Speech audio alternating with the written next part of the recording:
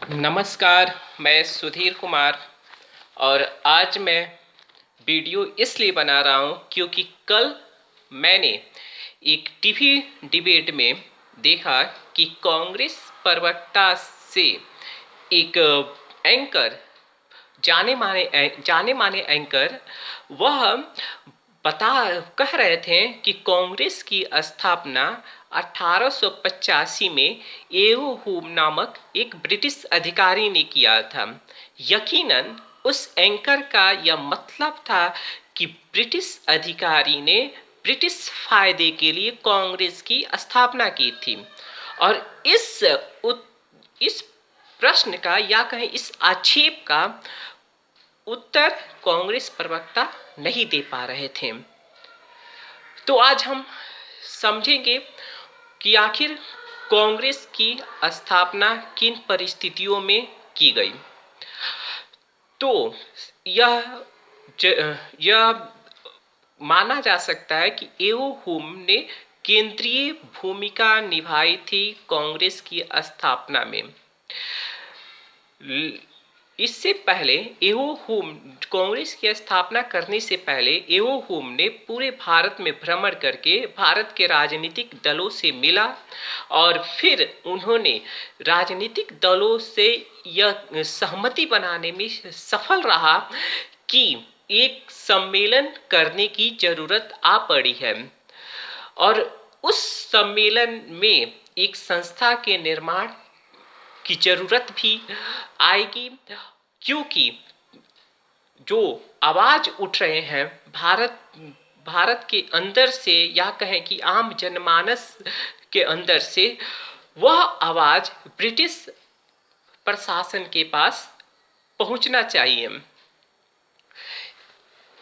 यह जो सम्मेलन हुआ 1885 में मुंबई में हुआ, जो पूना में होने वाला था।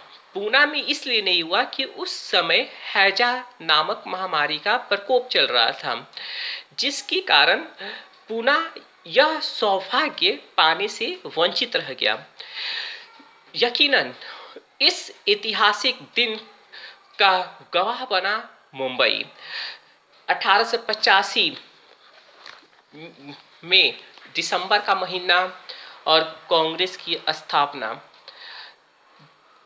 इसी महीने दिसंबर के महीने में कांग्रेस की स्थापना की गई और इसकी अध्यक्षता व्योमेश चंद्र बनर्जी कर रहे थे, जिनको डब्ल्यू.सी. बनर्जी भी कहा जाता है, लेकिन उनका जो पूरा नाम था व्योमेश चंद्र बनर्जी।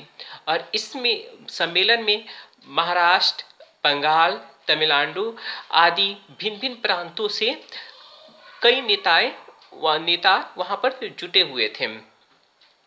तो कई दशकों तक इतिहासकारों ने यह माना कि जो कांग्रेस की स्थापना की गई थी वह एओ हुम द्वारा एक सेफ्टी वॉल्व की तरह प्रयोग करने के लिए किया गया। और यह धारणा कैसे विकसित हुई? यह धारणा विकसित हुई एक भूतपूर्व सिविल अधिकारी की पुस्तक से। उस भूतपूर्व जो ब्रिटिश अधिकारी था, वह उस भूतपूर्व सिविल अधिकारी का नाम था विलियम वेडनबर्ग। उन्होंने अपनी पुस्तक में एओ हुम के सकारात्मक छवि को गढ़ने की कोशिश की और उन्होंने यह साबित करने की कोशिश की जो एओ हुम ने कांग्रेस की स्थापना की थी वह ब्रिटिश हितों में की थी। उस भूतपूर्व अधिकारी ने अपनी पुस्तक में दावा किया कि एओ हुम को यह पहले से पता चल गया था और उनको एक खुफिया रिपोर्ट 7 जिल्दों की खुफिया रिपोर्ट मिली हुई थी, जिसमें दावा किया गया था कि एक बड़ा जन विद्रोह होने वाला है और उसी जन विद्रोह को दबाने के लिए एक सेफ्टी वॉल्व की जरूरत आ पड़ी और उस लिए उन्होंने कांग्रेस की स्थापना की। तो यहाँ तक कि साम्राज्यवादी इतिहासकारों ने तो कांग्रेस को बदनाम करने के लिए इसका खूब प्रयोग किया। राष्ट्रवादी वामपंथी इतिहासकारों ने भी कांग्रेस को सेफ्टी वॉल्व की तरह ही देखा। आरपी दत्त रजनी पामदत्त नामक इतिहासकार जो वामपंथी विचारधारा से ओतप्रोत थे, उन्होंने यहाँ तक कह डाला कि कांग्रेस का एकमात्र उद्देश्य था जन आंदोलन को रोकना, और इस कांग्रेस में पूंजीपति लोग भी शामिल थे। लेकिन जब इतिहासकारों ने 1950 के दशक में खोजबीन शुरू किया तो पाया कि जो विलियम बेडनबर्ग नामक अधिकारी ने जिस 7 जिल्दों की खुफिया रिपोर्ट के बारे में चर्चा की थी, वह कहीं है ही नहीं, किसी भी अभिलेखागार में मिला ही नहीं वो रिपोर्ट।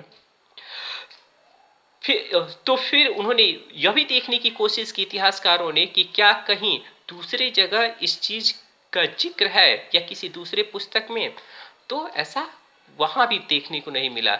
यकीनन एओहुम लॉर्ड डॉल्फिन से मिला था, और लेकिन इस लिए नहीं मिला था कि जैसे बेडनबर्ग का दावा है कि एओहुम जो कांग्रेस की स्थापना की थी वो लॉर्ड डॉल्फिन के कहने पर ही की थी, लेकिन यह सबूत है कि वह एओहुम ने लॉर्ड डॉल्फिन से मुलाकात की थी।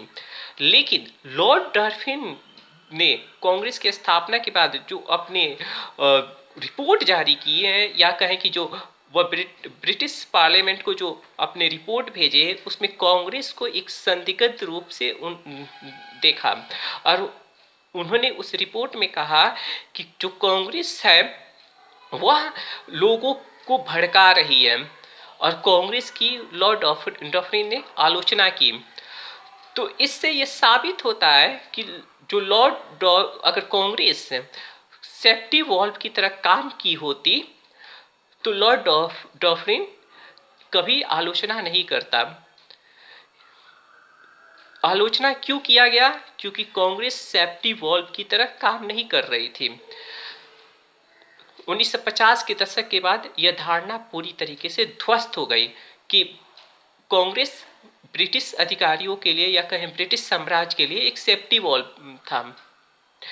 तो अगर हम इस धारणा को मानते हैं कि कांग्रेस एक सेफ्टी वॉल्व की तरह काम कर रहा था, तो हम उस समय के जो नेता लोग थे उन पे प्रश्न चिन्ह खड़ा कर रहे हैं, जो काफ़ी काबिल थे, जैसे ब्योमेश चंद्र बनर्जी हो गए या फिर दूसरे नेता हो गए, वो बहुत काबिल लोग थे। तो इसलिए हम उस समय के नेताओं पर प्रश्न चिन्ह खड़ा नहीं कर सकते हैं। इसी पर बेसिकली मुझे वीडियो बनाना था। अगर आपको यह अच्छा लगे तो शेयर ज़रूर करें। धन्यवाद।